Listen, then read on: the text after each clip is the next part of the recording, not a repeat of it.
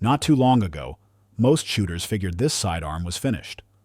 An old-school all-steel pistol pushed aside by lighter polymer frames that carried more rounds and weighed less on the belt.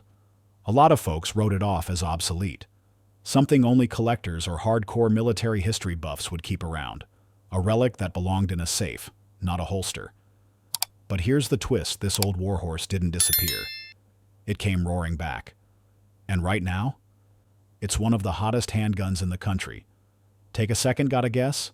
We're talking about the high power, originally called the P-35, a pistol with roots going all the way back to the 1920s. Here's the story. At that time, the French military wanted a new service sidearm. They were looking for three things: real firepower, absolute reliability, and higher capacity than the typical pistols of the day. Enter John Moses Browning, the American firearms genius behind so many legendary designs. He passed before he could finish the project, but his work was handed off to Dieudonné Save, one of Belgium's finest engineers at Fabrique Nationale. What Save completed became the high power, officially introduced in 1935. And for that era, a double-stack, 9mm pistol holding 13 rounds? That was groundbreaking. This gun went on to prove itself in service all across the world. Belgium carried it. Canada carried it. The British military leaned on it for decades. And here's the kicker: even the Germans, during World War II, respected the design enough to keep producing it after they occupied Belgium. Over the years, more than 1.5 million high powers rolled out of factories in Belgium, Canada, Argentina, and beyond. It saw action through the Cold War. It worked its way into police holsters. And it built a reputation as one of the most respected sidearms ever fielded. But by the 1990s, the winds had shifted. Polymer-framed pistols were lighter, carried more rounds, and the high power started looking dated. Its single-action trigger gave off heavy 1911 vibes, and while shooters loved the precision, there were quirks. That magazine disconnect safety. The hammer bite if your grip wasn't perfect. By 2018, both FN Herstal and Browning Arms officially shut down production. 80-plus years of history closed out. Most people figured that was it, the end of an era. Except classic guns don't stay dead, especially ones with that kind of pedigree. In the years that followed, demand actually surged. Shooters hit the used market hard, snatching up every example they could. Prices went up. Availability went down. And that told the story: people still wanted that all-steel frame, that crisp single-action trigger, and that unmistakable silhouette. That's when manufacturers around the world stepped in. They brought the high power back, this time with modern machining, updated features, and better materials. But they kept the original soul intact. That's where the real comeback story begins. Turkish makers stepped in first. Tisas rolled out their take on the high power blueprint. Then Gürsen showed up with the MCP-35, an all-steel sidearm that looked sharp, ran reliably, and didn't drain your wallet. But the spark that lit the fire? That came in 2021, when Springfield Armory dropped the SA-35. That pistol put the spotlight back on traditional craftsmanship and proved that solid steel handguns still had a place in a market dominated by polymer. And just 1 year later, the original house returned. FN Herstal brought back the high power in 2022 with a modernized version, sending a clear message. This design wasn't just nostalgia. It still mattered. Now let's talk about what makes shooters chase this platform even today. The single-action trigger, when it's tuned right, is crisp and rewarding. Carry it cocked and locked, and anyone who's spent time behind a 1911 will feel right at home. The grip, surprisingly slim for a double stack, melts into the hand. Recoil stays controlled and predictable, thanks to the steel frame and balanced weight. Polymer pistols may give you more capacity, but they'll never deliver the same feel in the hand or the same mechanical soul. Pick up a high power, and you're not just holding a handgun. You're holding history built to fight wars, built to survive decades, built to last. Now, does a design born in 1935 still hold ground in a world of Glocks and striker-fired workhorses? That's your call. Plenty of shooters live and die by polymer, but plenty more still want the heft, the balance, and the glass rod break of a single action trigger. So where do you land? Are you Team Polymer, or are you keeping the faith with steel and craftsmanship? Sound off in the comments, I want to hear your take. For anyone just getting introduced to the high power, here's what you need to know. It runs a tilting barrel system, simple, proven, smooth. Takedown is straightforward, easier than most pistols of its era. Modern mags usually carry 15 rounds, giving you plenty of firepower. One quirk you'll see is the magazine disconnects safety. It prevents the gun from firing without a magazine inserted. That was a military spec requirement back in the day, but it does add weight to the trigger pull. Some new versions delete it, some keep it. And that hammer bite? Yeah, it was real on the old models. But most modern guns fix it with reshaped hammers or longer beaver tails.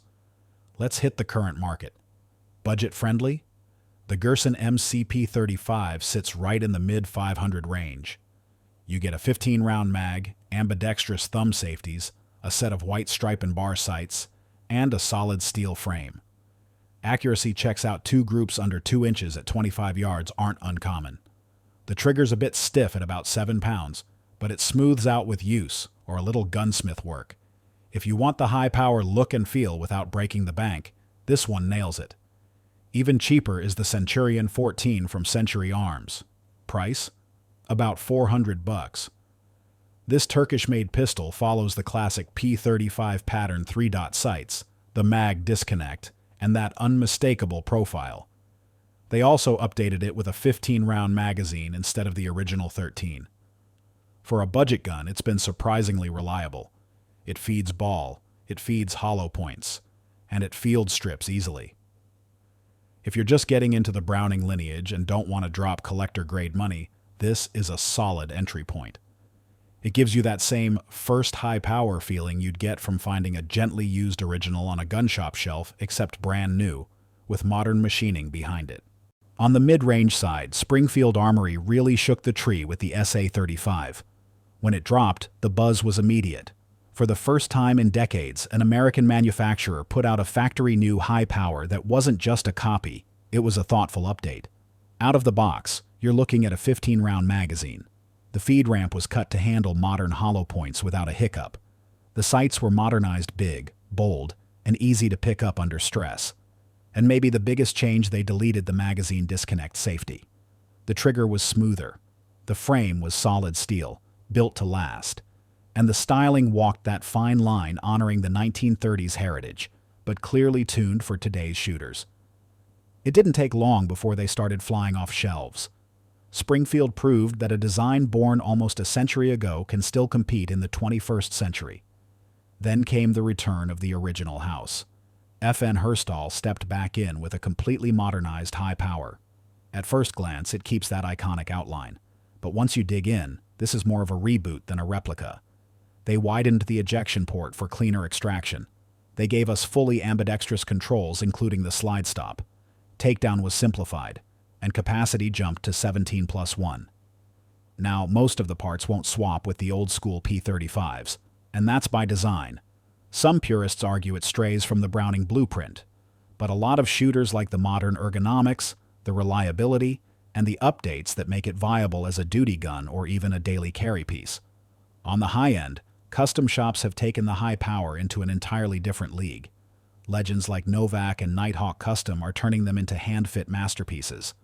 We're talking match-grade barrels, refined glass rod triggers, precision-machined internals, and coatings tough enough to stand up to any environment. They'll checker the front strap, slim down the grips, and install upgraded sights. What you get isn't just beautiful, it's a serious fighting pistol. Some people see it as drifting from the military roots. Others see it as the natural evolution keeping the soul alive, but unlocking performance levels that Browning himself would probably tip his hat to. So why does this platform still matter? Because the high power is more than a pistol, it's a piece of living American gun culture. Sure, polymer dominates the shelves today. It's what cops carry. It's what most people conceal. But there's a growing crowd that wants steel in their holster. They want history in their hands. And they want to shoot a sidearm that served soldiers, lawmen, and citizens across the globe. Function aside, it's about legacy. Owning a high power is like holding a bridge between generations of the Second Amendment. So here's the real question. Why has the high power come roaring back? And does it still make sense in the era of micro-compacts, double-stack 9s, and polymer striker-fired pistols? For a lot of us, the answer is simple. Yes. Because no striker-fired pistol can replicate the feel of a tuned single-action trigger, no polymer frame can mimic the balance of forged steel, and no modern design carries the same sense of history every time you press that trigger. Watch a shooter run one at the range. The reactions say it all. Respect, admiration, and recognition that this isn't just another 9mm, it's a lineage. Looking down the road, we'll likely see even more twists on the platform. Manufacturers could cut slides for optics, add accessory rails, or shorten the barrel and slide for concealed carry rolls. A .22 long rifle trainer would make perfect sense, especially for new shooters. And we've already seen magazines grow from the original 13 to 15 to 17. So 20 rounds isn't a stretch. As more companies enter the space, the potential just keeps expanding. If you appreciate steel, craftsmanship, and mechanical precision, you owe it to yourself to spend time with a high power.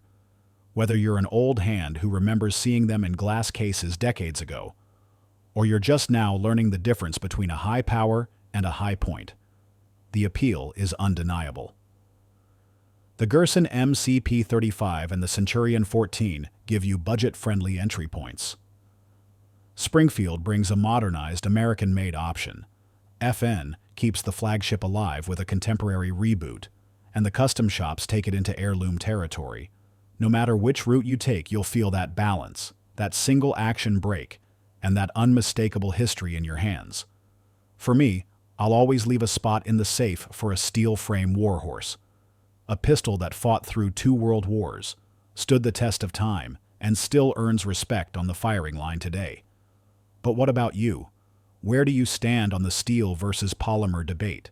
Classic heritage or modern striker-fired convenience? Drop your thoughts in the comments.